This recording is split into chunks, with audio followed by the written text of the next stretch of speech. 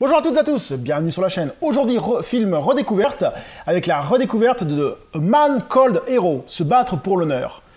Après Storm Rider, Andrew présente A Man Called Hero. Alors moi, c'est des films qui ont bercé ma jeunesse dans le cinéma asiatique.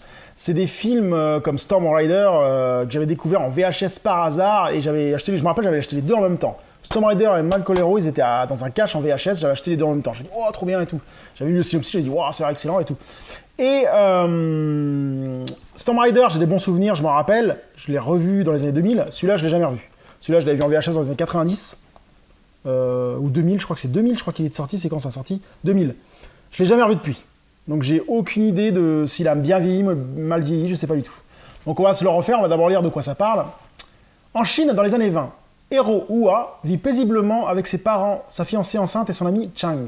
Mais lorsque ses parents sont froidement assassinés par des truands d'opium, Hero retrouve les meurtriers et n'hésite pas à les éliminer. Obligé de fuir la Chine, Hero prend un bateau pour New York où il sera engagé comme travailleur à la mine. 16 ans plus tard, Chang se rend à New York accompagné de Sword, le fils de Hero, afin de retrouver sa trace. La patrie de Jackie Chan, Chow Yun-fat ou Jet Li va encore vous étonner. Après l'incroyable succès de Storm Rider, le réalisateur Andrew Lau nous offre à nouveau une aventure somptueuse, inspirée d'une bande dessinée très populaire à Hong Kong, A Man Called Hero. Ouais, c'est vrai que c'était inspiré de la BD, ouais. Et l'une de ses derniers grands succès de l'ex-colonie, aidée par des combats réellement impressionnants et des effets spéciaux époustouflants. A Man Called Hero est un grand film d'action et d'aventure mené à un rythme d'enfer. Accrochez-vous, le nouveau cinéma hongkongais arrive et vous ne vous en relèverez pas. Donc on va voir si, s'il a bien dit. C'est parti. A few moments later. Donc je viens de me finir A Man Called Hero, oui et non.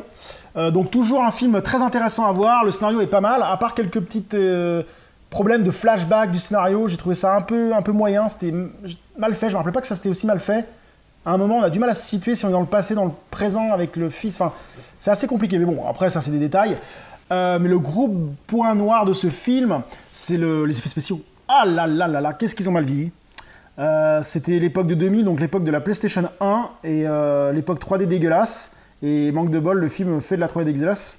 Quand on voit le combat là, sur la Statue de Liberté à la fin, oh aïe aïe, oh aïe aïe, qu'est-ce que ça a mal vieilli. Et honnêtement, ça sort du film. Il y a des effets spéciaux qui sortent du film. C'est bien dommage parce que les combats sont vraiment excellents. Les personnages sont hyper charismatiques, Hero hyper bon. Il y a l'autre là avec son masque, je sais plus comment il s'appelle, Shadow je crois, ou un truc comme ça, les ombres là. Il est vraiment bon. Enfin j'adore ce personnage là. Le méchant est génial. Non franchement j'ai passé encore un moment agréable à le voir, c'est sûr. Mais les effets spéciaux sont ratés. Les effets spéciaux ratés et ça gâche le film. Donc si ce film pouvait être refait au goût du jour avec des bons effets spéciaux, ce serait un très bon film. Donc A Man Called Hero, pour quelqu'un qui ne l'a pas vu à l'heure actuelle, ça va être assez dur à voir à cause des effets spéciaux. Niveau scénario, combat, c'est génial. Il y a des trucs vraiment intéressants.